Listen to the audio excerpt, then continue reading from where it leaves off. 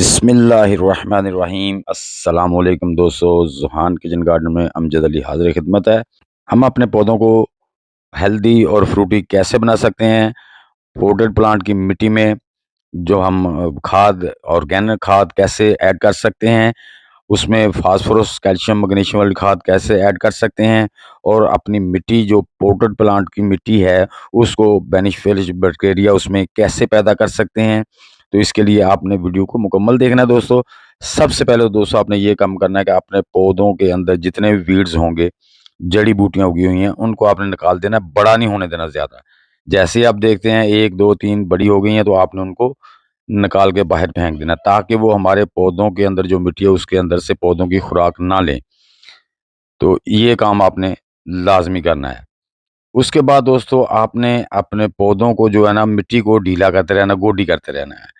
अगर तो आपकी मिट्टी हार्ड है तो आप खुरपे या किसी लोहे की चीज़ से कर सकते हैं। मेरी यानी कि गमलों की मिट्टी देख रहे हैं आप, ये बड़ी सॉफ्ट और नरम है क्योंकि ये कंपोस्टेड होती है। इसमें बहुत सी मैंने कंपोस्टें मिक्स की होती हैं, गोबर की खाद, किचन वेस्ट डिकम्पोज़, पत्तों की खाद, तो इसलिए ये बड़ी सॉफ्ट है।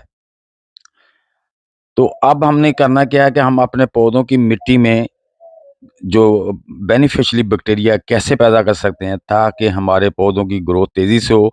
हम उनको जो भी खाद डालें वो हमारे पौधे अच्छी तरह से उसमें टेक कर सकें।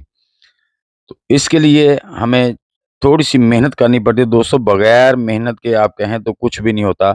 इस महँगाई के दौर में अगर आप फ्री गार्डनिंग करते हैं तो फिर तो ठीक है, अगर फिर पैसे लगा के करनी है तो फिर गार्डन नहीं शौक।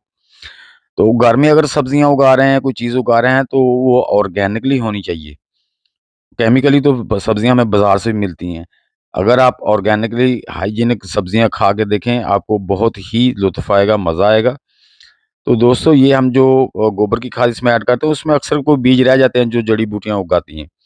अब हमने करना क्या दोस्तों कि इसकी जो हमने गमले की पाउडर प्लांट की मिट्टी है, इसको अच्छी तरह गोडी कर देना है। गोडी करके इसके साइड में ऐसे गड्ढा सा बना लेना है। ये देखें ऐसे ना मिट्टी दरमियान में कर दें ज़रा पौधे के साथ, इस तरह। इस तरह से आपने ये देखें साइडों से नीची हो गई और मिट्टी सारी हमने दरमियान में इकट्ठी करके हमारी जो बाल्टी है, गमला है, उसकी साइड में हमने एक गड्ढा सा बना दिया गहरा।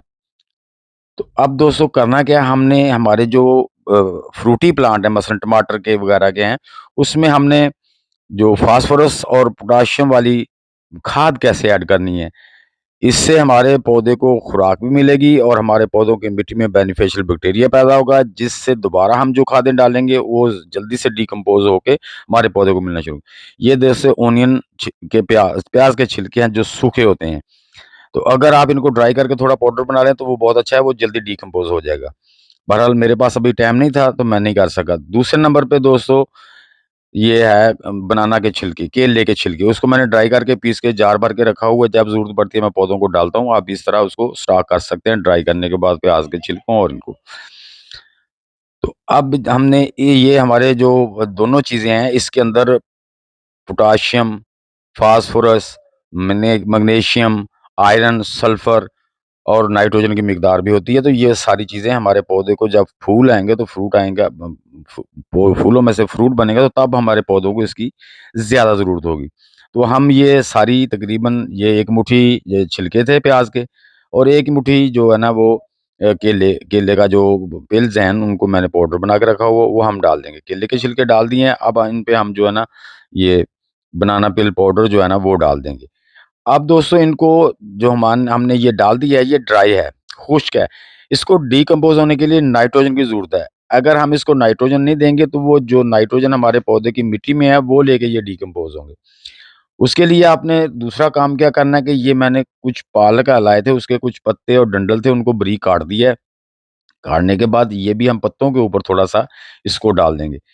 इससे क्या होगा कि एक तो वो नाइट्रोजन हमारे पौधे के गमलों की मिट्टी से नहीं लेगी, इसी में से जो ग्रीन लीव है, इसी की नाइट्रोजन लेके वो डिकम्पोज़ हो जाएँगे। इसी के जो पानी छोड़ना है उसकी वजह से ये सारे छिलके हमारे डिकम्पोज़ हो जाएँगे और इसके अंदर जब डिकम्पोज़ तब होते हैं जब उसमें बेनिफिशियली बैक्टीरिया पैदा हो। तो जब गमले की मिट्टी में बेनिफिशियल बैक्टीरिया पैदा हो जाए, तो फिर आप जो भी आप गमले में खाद डालेंगे वो जल्दी से डिकम्पोज होकर आपके पौधों को मिलना शुरू हो जाती है। अगर उसमें कोई कमी पेशी हो डिकम्पोज होने में, तो वो चूंकि हमारे गमले में बेनिफिशियली बैक्टीरिया पैदा हो जाएगा, तो हमारी जो है ना वो जो भी खाद डालेंगे वो जल्दी से डिकम्पोज होगी। इस तरह आप जिस तरह मैंने डाली है दोस्तों, इस तरह आपने अपने टमाटर, मिर्च के पौधों को और जितने भी फ्रूटी पौधे हैं, इस तरह भी आप उनको फर्टिलाइज मिट्टी को कर सकते हैं। तो हर 15 से 20 दिन के बाद जब ये देखें आपके ये पहले वाला जो हमने मटेरियल डाला था वो डिकम्पोज हो गया, तो ऊपर से नया इसी तरह खड्डा बना के फिर उसमें डालते जाएं। अब चूंकि हमारे गमले की मिट्टी में पहले से नमी काफ़ी है, तो हम थोड़ा सा पानी देंगे, जिससे जो हमारा पाउडर और प्याज के छिलके उसमें नमी आ जाए, जिससे वो उनका डिकम्पोज होने का अमल शुरू हो जाए। तो इस तरीके से दोस्तों आप अपने पोटेड प्लांट को जो ऑर्गेनिक फर्टिलाइज़र, पोटाशियम और फास्फोरस भी दे सकते हैं, आयरन, सल्फर भी दे सकते हैं, जिससे हमारे पौधों पर भरपूर फ्रूट आएगा और अपने गमलों की मिट्टी को बेनिफिशियल बैक्टीरिया यानी कि जो फ़ायदेमंद जो रसूमें होते हैं वो भी पैदा हो जाएंगे, जिससे हमारे पौधों को खतर खा फ़ायदा होगा। उसमें हम जो भी मटेरियल डालेंगे वो बहुत जल्द डिकम्पोज होके हमारे पौधों को मिलना शुरू हो जाएगा। तो व्यूअर्स, कमेंट बॉक्स में ज़रूर लिखना कि वीडियो कैसी लगी। अच्छी लगी है तो लाइक और शेयर कर दें। ऐसी वीडियो देखने के लिए चैनल को सब्सक्राइब कर दें, ताकि हर वीडियो की इत्तला आपको टाइम टू टाइम मिलती रहे। तो दोस्तों, मिलते हैं इंशाल्लाह नेक्स्ट वीडियो में। तब तक के लिए आप सब दोस्तों को अल्लाह हाफिज़।